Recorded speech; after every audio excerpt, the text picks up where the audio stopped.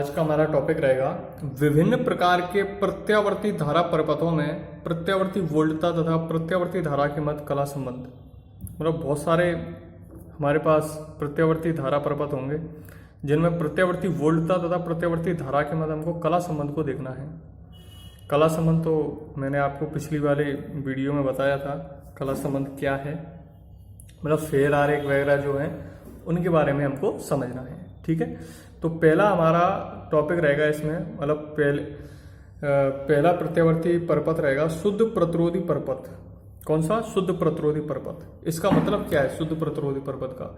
इसका मतलब है कि जो परपथ है उसमें केवल, मतलब उसमें प्रत्यावर्ती धारा स्रोत के साथ, प्रत्यावर्ती धारा स्रोत के साथ केवल और केवल क्या लगा हो? केवल और केवल शुद्ध प्रतिरोध लगा हो। तब हमको देखना है कि इनके मध्य प्रत्यावर्ती वोल्टता व प्रत्यावर्ती धारा जो है इनके मध्य कला संबंध क्या होगा। ठीक है, तो देखें मैं यहाँ पर ले रहा हूँ ये मैंने प्रतिरोध लिया है और इसको मैं किसके साथ जोड़ रहा हूँ? इसको मैं जोड़ रहा हूँ ये एक प्रत्यावर्ती स्रोत के साथ। ये जो प्रतिरोध है इसको मैंने किसके साथ जोड़ा है? प्रत्यावर्ती स्रोत के साथ मैंने इसको जोड़ा है। प्रतिरोध का मान है R। ठीक है, और ये जो प्रत्यावर्ती स्रोत है इसकी वोल्टेज है V बराबर V not sine omega T. V बराबर V not sine omega T. Clear?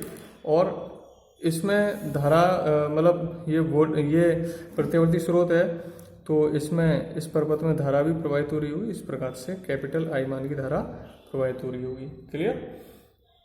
अब हमको देखना है कि इसमें धारा और वोल्टेज के मध्य क्या कलांतर होगा, इनके मध्य क्या कलांतर है और इनका फेजर आरेख क्या होगा, अर्थात इनमें संबंध क्या होगा। ठीक है, तो मैं यहाँ पर लिखता हूँ,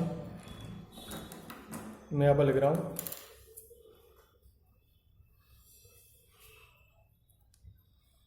प्रत्यावर्ती स्रोत की वोल्टता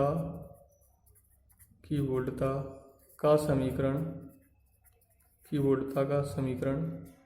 V बराबर V not sine omega T है। इसको फर्स्ट इक्वेशन दिया। ठीक है, तथा परपथ में कैपिटल R मान का प्रतिरोध जुड़ा है,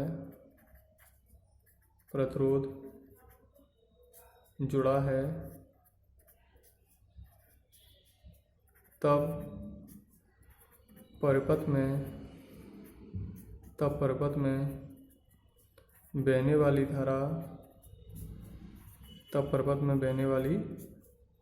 धारा प्रत्यावर्ती धारा बहेगी। ठीक है, तो धारा का फॉर्मूला क्या होता है? I बराबर V अपॉन R। तो V की वैल्यू दी है V not sine omega T, तो मैं यहाँ वैल्यू रख देता हूँ V not sine omega T और अपॉन R। क्लियर? चूँकि V नॉट अपॉन R ये होता है I नॉट, अर्थात इसको हम बोलेंगे धारा का शिखर मान। क्या बोलेंगे हम इसको? धारा का शिखर मान। क्लियर? ये हो गया धारा का शिखर मान। अब मैं इधर वैल्यू रख देता हूँ तो I बराबर हो जाएगा, इसकी जगह पर वैल्यू रख देता हूँ I नॉट, ये हो गया साइन ओमेगा टी।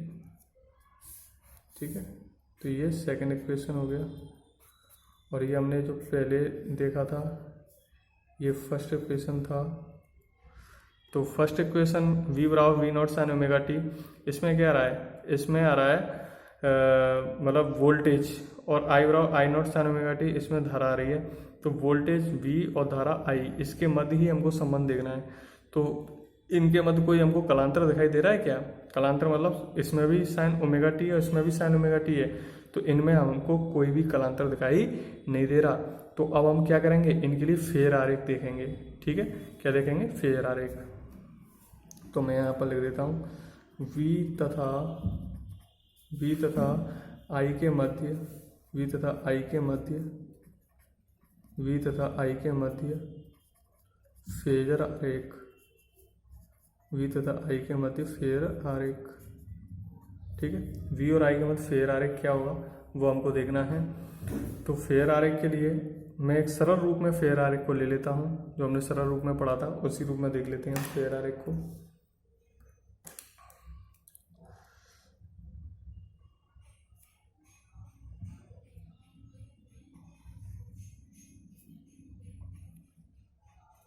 ठीक है, यहाँ पर हम देखें तो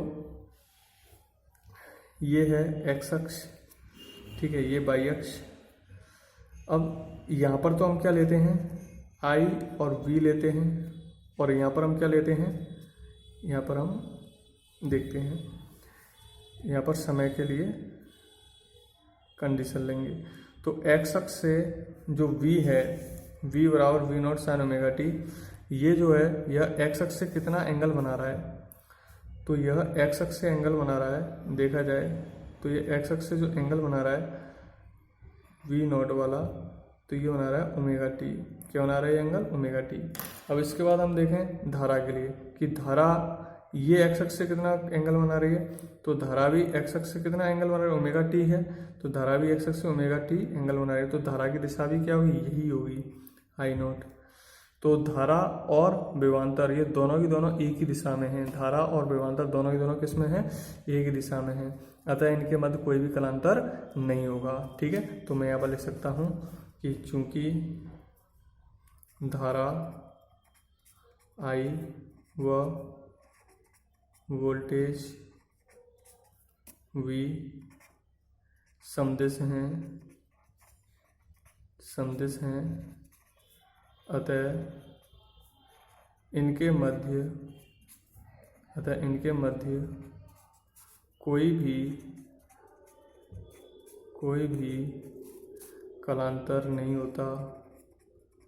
भी कलांतर नहीं होता, समझ में आ गया होगा, ये आपके समझ में आ गया होगा। अब इसके बाद देखते हैं हम इनके लिए ज्यावक्रीय आरेख, क्या देखते हैं, ज्यावक्रीय आरेख। तो V तथा I के मध्य ज्यावक्रीय आरेख, V तथा I के मध्य ज्यावक्रीय आरेख, तो ये क्या होगा, तो इसके लिए हम क्या करते हैं, यहाँ पर V और I के मध्य और यहाँ समय तथा V और I के मध्य ग्राफ खींचेंगे। तो पहले तो V के लिए देख रहा हूँ, तो V का ग्राफ ये हमको प्राप्त हो रहा है, ये किसका ग्राफ है, V का ग्राफ है। ठीक है, अब मैं I का ग्राफ देखता हूँ, तो I के लिए I का ग्राफ भी इसी प्रकार से जाएगा, दोनों एक ही प्रकार से जाएंगे, क्योंकि इनके मध्य कोई भी कलांतर नहीं है। हालांकि इनके आयाम वगैरह थोड़े परिवर्तित हो रहे हैं, लेकिन कलांतर इनके मध्य बिल्कुल भी नहीं है, तो इनकी कला एक समान है।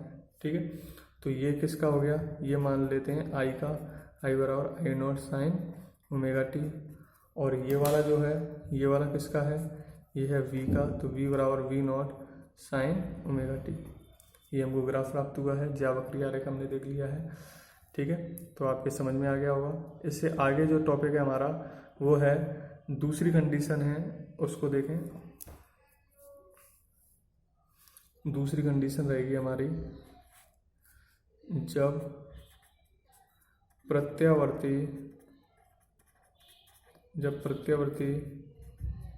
स्रोत परपथ में केवल प्रेरक कुंडली जुड़ी हो, तब हमको देखना है। ठीक है, तो केवल प्रेरक कुंडली जुड़ी हो तब फेजर आरेख क्या होगा, तो वो देखते हैं हम। तो इसके लिए देखिए, ये मैं एक प्रेरक कुंडली ले लेता हूँ, ये जुड़ी है, और ये प्रत्यावर्ती स्रोत लगा हुआ है यहाँ पर, इसकी वोल्टेज V बराबर V not sine omega T होगी, और ये L कुंडली है, इसके सिरों पर विभवांतर VL बराबर minus L D I upon D T होगा, minus L D I upon D T होगा। ठीक है, तो मैं यहाँ पर लिख देता हूँ प्रत्यावर्ती स्रोत का विभवांतर या वोल्टेज, तो ये हो जाएगा V बराबर V not sine omega T, इसको देंगे फर्स्ट इक्वेशन, तथा परिपथ में लगे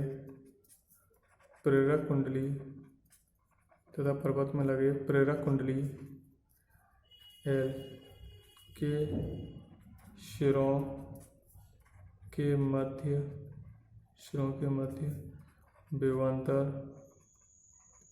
तो ये विभवांतर क्या होगा, वी एल बराबर minus L D I upon D T, ये होगा। क्लियर, तो इसको सेकंड इक्वेशन दे देते हैं। अब मैं यहाँ पर देखता हूँ किरचॉफ के लूप के नियम से, लूप मतलब द्वितीय नियम, लूप के नियम से, लूप का नियम कौन सा होता है, द्वितीय नियम है ना वो। तो यहाँ पर क्या होगा, यहाँ पर कोई विद्युत वाहक स्रोत नहीं लगा है, तो ये हो जाएगा V माइनस वी एल बराबर जीरो। क्या हो जाएगा, V माइनस वी एल बराबर जीरो हो जाएगा। तो इस स्थिति में V बराबर वी एल हो जाएगा। तो मैं चलो वी एल को पहले रख लेता हूँ, या वी एल बराबर V हो जाएगा। तो मैं अब क्या करता हूँ, वी एल की वैल्यू रखता हूँ। तो वी एल क्या रहा है, minus L D I upon D T बराबर V की वैल्यू क्या है, V की वैल्यू है V not sine omega T. Clear, ठीक है, ये मैंने वैल्यू रख दी है। डी टी को उधर ले जाता हूँ, एल को नीचे ले जाता हूँ, और माइनस को भी ले जाता हूँ उधर।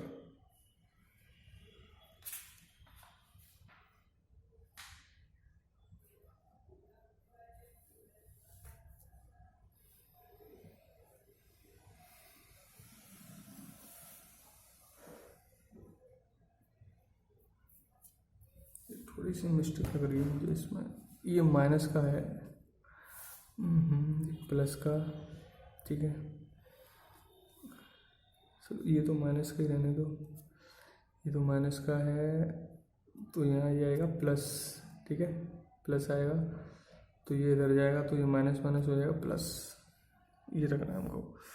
अब देखिए डी टी को इधर ले जाते हैं, एल को इसके नीचे ले जाते हैं, तो ये हो जाएगा डी आई बराबर वी नॉट अपॉन एल नीचे आ गया sign omega T into D T, ये हो गया।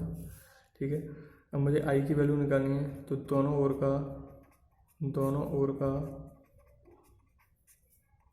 का समाकलन करने पर,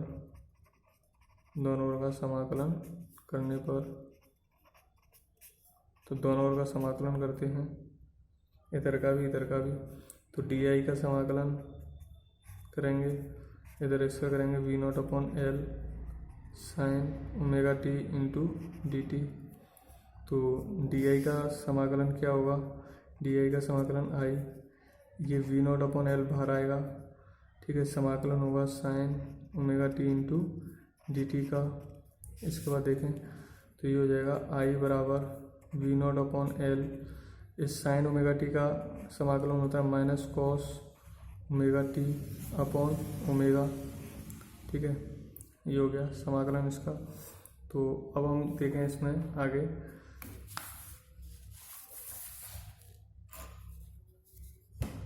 आई बराबर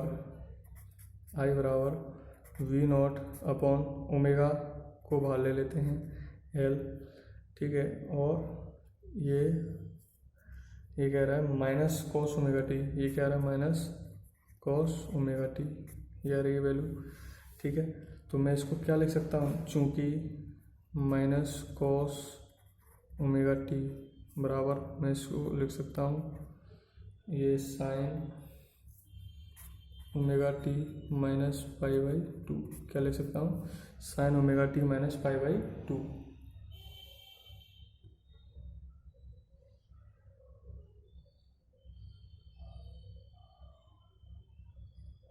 ठीक है, sine omega T minus pi by to ऐसे लिख सकता हूँ इसको। वैसे हम जानते हैं कि, चलो मैं यहाँ पर आपको समझा देता हूँ, चूँकि साइन 90 माइनस थीटा बराबर होता है कॉस थीटा, जानते हैं हम। ठीक है, अगर मैं यहाँ पर इसमें से माइनस को, मैं इसको इधर करूँ, इसको इधर करूँ, तो माइनस आगे आ जाएगा, तो माइनस थीटा माइनस 90 बराबर क्या हो जाएगा, कॉस थीटा। तो ये हो जाएगा साइन थीटा माइनस 90 बराबर हो जाएगा माइनस कॉस थीटा। क्लियर, तो ये यहाँ से आया है ये निकल के। तो ये हमने वैल्यू देख ली, तो मैं यहाँ पर वैल्यू रखता हूँ, तो आई बराबर ये हो जाएगा V naught upon omega L, और ये आ रहा है sine omega T minus pi by two. Clear, चूँकि यहाँ पर देखिए ये क्या रहा है, ये जो 1 अपॉन ओमेगा, या फिर मैं ऐसे लिख सकता हूँ इसको, ओमेगा एल बराबर है यहाँ पर एक्स एल। ठीक है, एक्स एल है, इसको मैं बोलूँगा प्रेरणिक प्रतिघात, क्या बोलूँगा, प्रेरणिक प्रतिघात। मैं इसको प्रेरणिक प्रतिघात कहूँगा। एक प्रकार से v अपॉन आर आता है ना यहाँ पर, v अपॉन आर, तो r के स्थान पर हम क्या रहा है, ओमेगा एल आ रहा है, तो ओमेगा एल को मैं एक्स एल बोल दूँगा, प्रेरणिक प्रतिघात। एक प्रकार से प्रतिरोध ही है, क्या ये एक प्रकार से प्रतिरोध है। ठीक है, कुंडली में प्रतिरोध है, जिसको हम क्या कह रहे हैं, प्रेरणिक प्रतिघात कह रहे हैं। तो ये हो जाएगा, आई बराबर V naught upon X L sine omega T minus pi by two.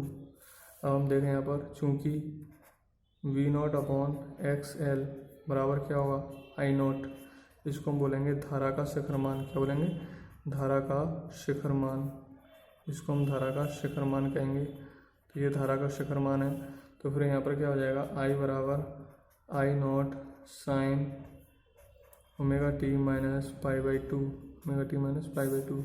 तो ये जो समीकरण है इसको देंगे हम थर्ड समीकरण। क्या दे रहे हैं, थर्ड समीकरण।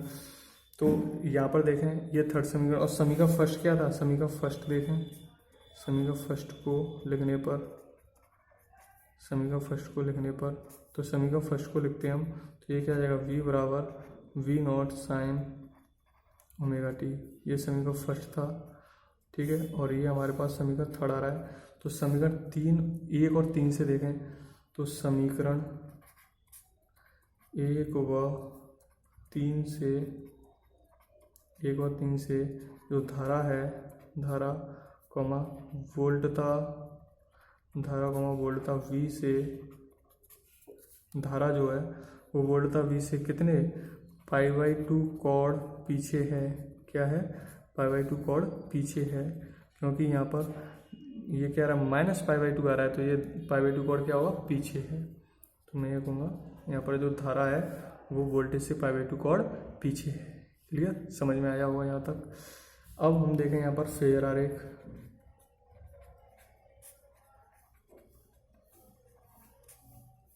फेजर आरेख क्या होगा इसके लिए,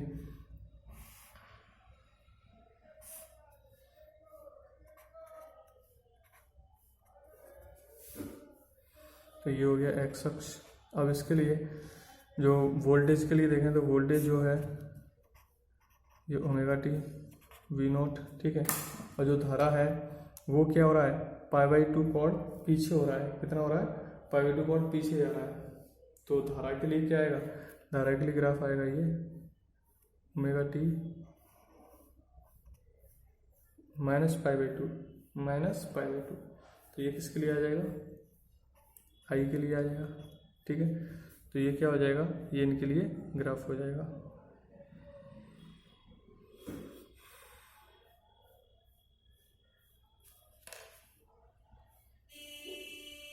अब इनके कला आरेख देखें, इनके बाद कला आरेख। तो कला आरेख क्या होगा इसके मध्य, कलारेख होगा।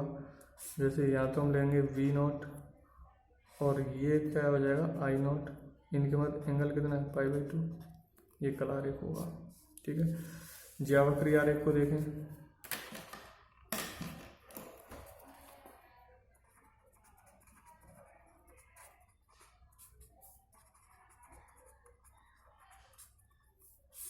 तो ज्यावक्रीय आरेख क्या जाएगा,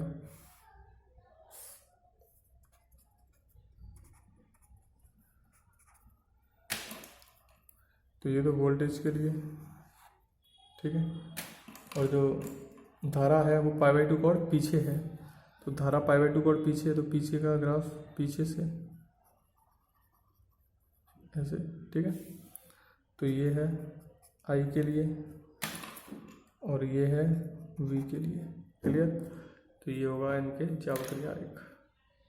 समझ में आ गया होगा।